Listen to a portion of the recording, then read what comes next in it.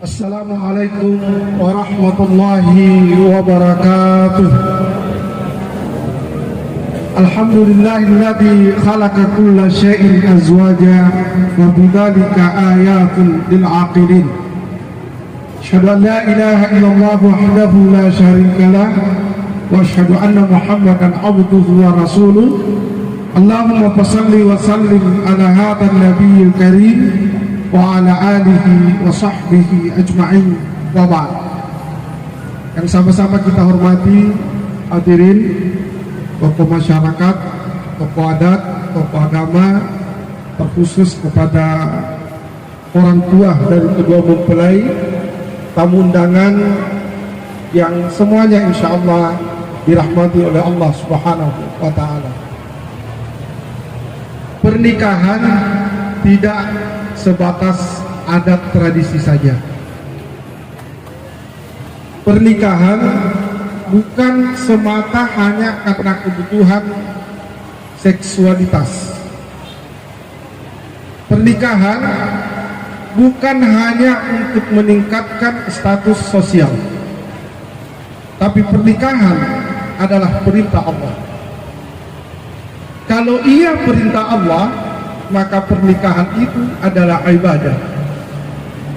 Dengan tegas Rasulullah sallallahu alaihi wasallam menyampaikan, "An-nikahu sunnati, faman raghiba an sunnati falaisa minni."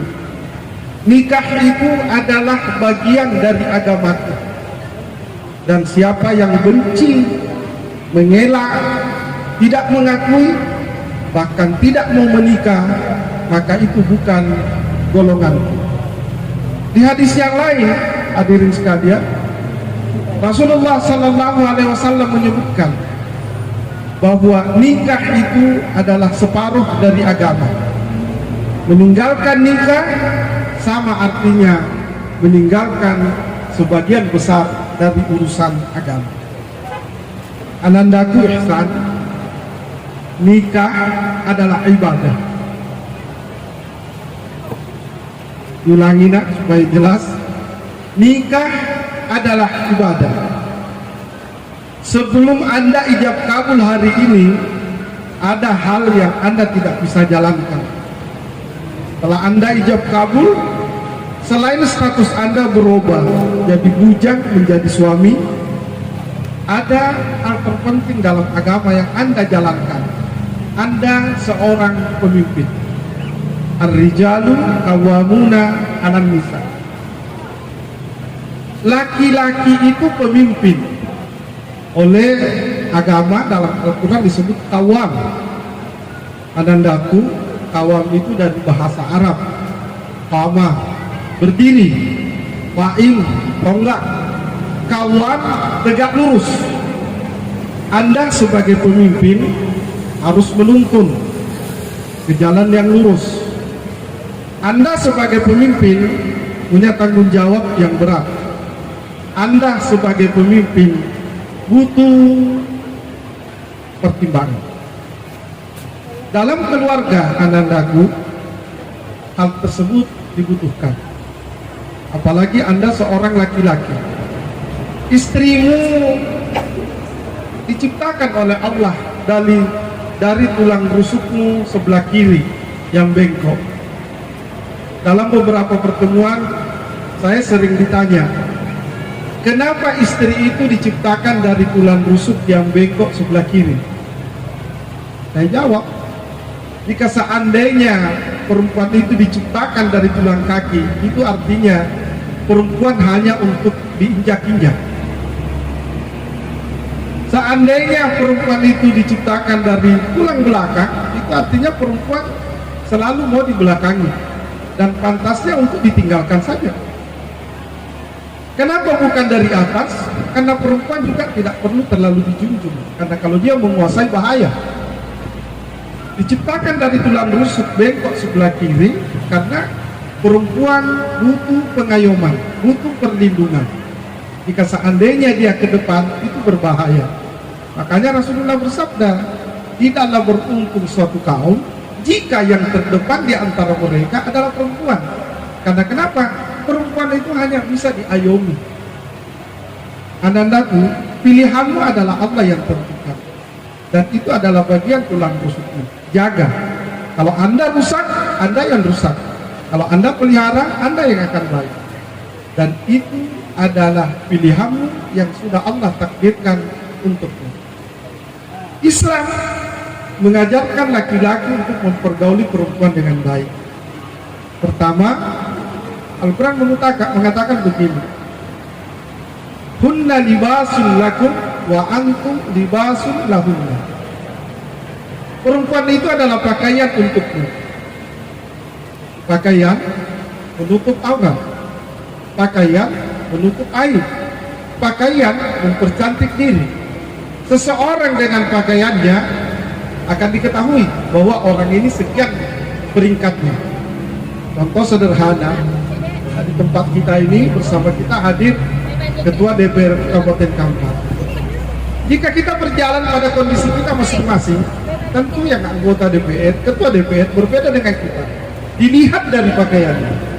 Seseorang bisa menjadi baik dan kelihatan baiknya dari pakaiannya. Maksudnya Nandaku Ihsan, istrimu itu adalah pakaian kamu. Istrimu itu adalah pakaian kamu.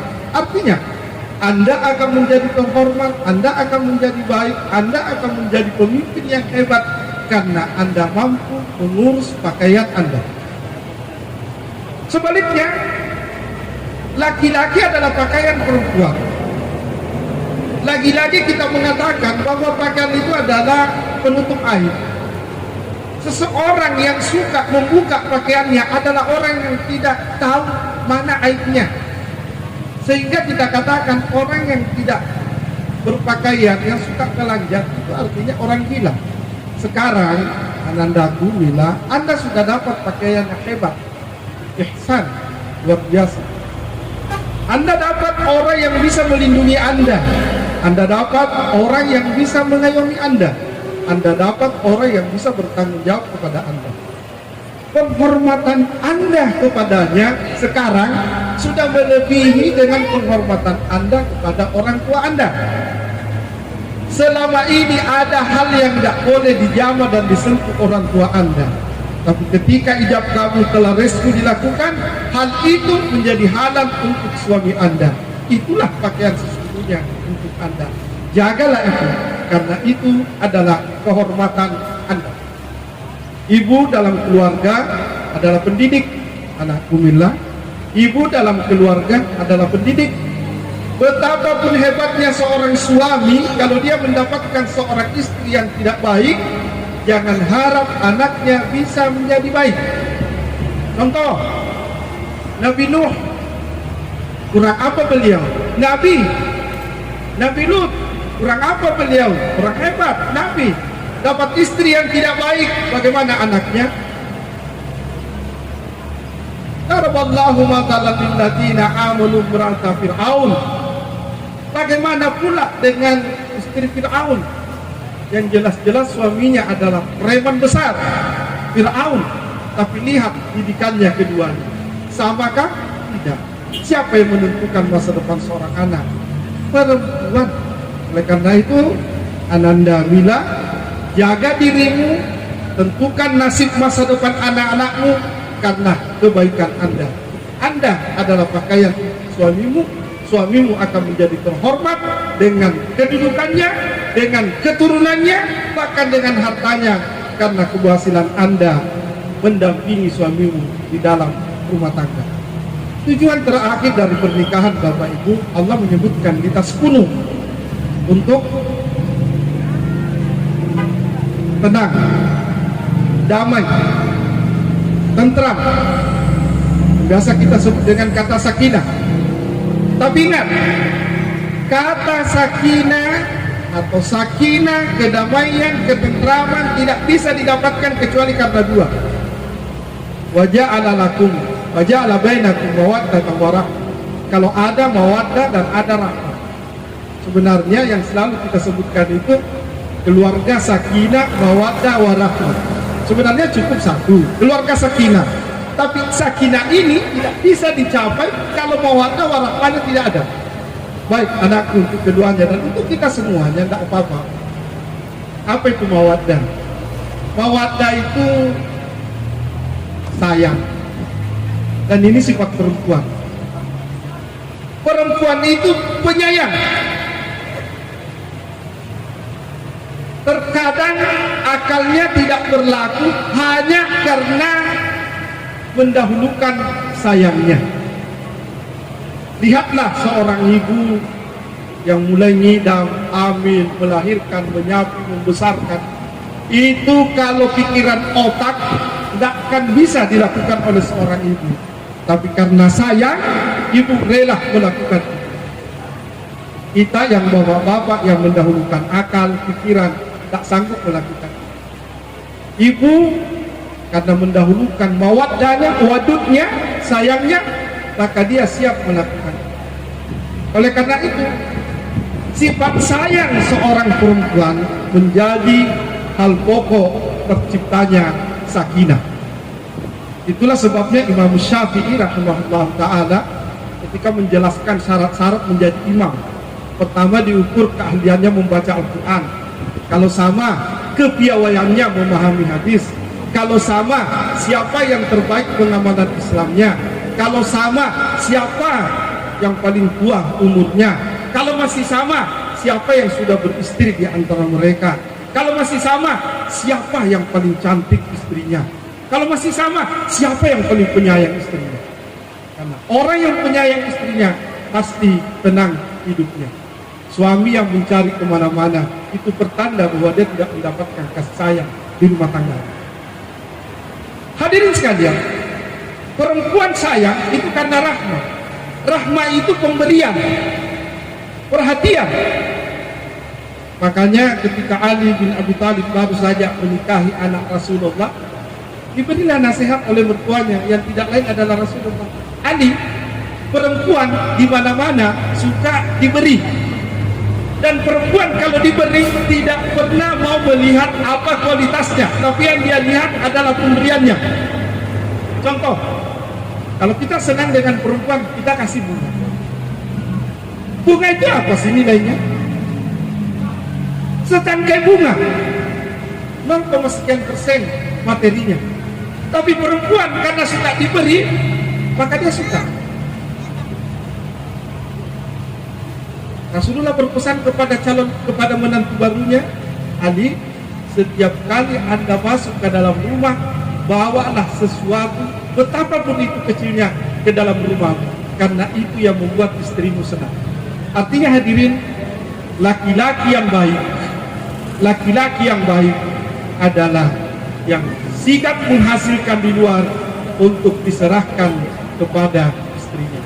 Karena tidak mungkin terjalin mawaddah warahmah kalau tidak ada baik and baik. Tidak ada yang mengasih, tidak ada yang memberi, maka jangan tunggu adanya sakinah. Itulah sebabnya Allah Subhanahu wa taala berfirman, nisa'ukum harthul lakum fa'tu hartakum annashikum. Perempuanmu adalah sawaladangmu. Sawaladang tidak akan berhasil kalau tidak dipelihara. Sawaladang tidak akan berhasil kalau tidak dijaga. Sawaladang tidak akan berhasil kalau tidak dipagari. Sawaladang kalau selesai ditanami baru ditinggalkan, jangan harap bisa berhasil. Berkeluarga nandaku, itu adalah sawaladang. Jagalah dia, pelihara dia, rawat dia, Anda akan panen yang bagus. Panennya adalah anak yang saleh mengabdi kepada kalian. Hanya saja anakku, sebelum Anda mendapatkan anak saleh, ingat kata pepatah, buah tidak akan jauh jatuhnya dari pohon. Apakah Anda sudah menjadi anak saleh kepada orang tua kalian? Kita terkadang tidak berpikir lurus. Kita ingin anak kita saleh, tapi kita tidak pernah saleh kepada kedua orang tua kita. Nabi Ibrahim mendapat anak saleh Ismail karena beliau walaupun ayahnya kafir tetap hormat kepada anaknya, kepada orang tuanya. Nabi Ibrahim dapat anak saleh. Dulu Ibrahim dapat Ismail, sekarang Ibrahim dapat Ihsan.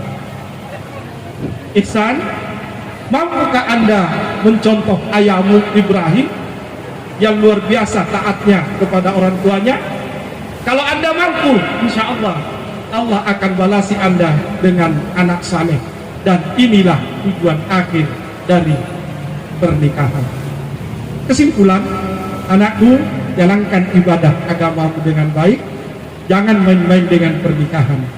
Tanggung jawab di pundakmu luar biasa. Jaga istrimu sampai ia bersamamu di surga. Anfusakum wa ahlikum nara. Yang kedua, anakku, engkau adalah pemimpin. Untuk istrimu, engkau adalah ladang sayang. Dan engkau, anakku, harus menjadi pacu dalam mencari sesuatu. Dan itulah rahmah yang engkau bisa berikan kepada anakmu. Insya Allah kepada istrimu, mohon maaf, insya Allah keluarga Anda akan sakinah. Karena di dalamnya ada mawaddah warahmah. Dan jangan tunda untuk segera mendapatkan anak saleh. Terima kasih.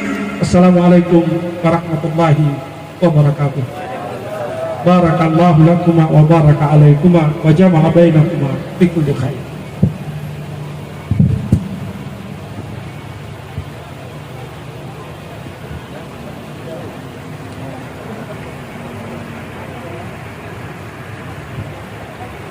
Bapak Ibu hadirin yang berbahagia, bunga mau tumbuh di taman, taruh setangkai dalam jambangan.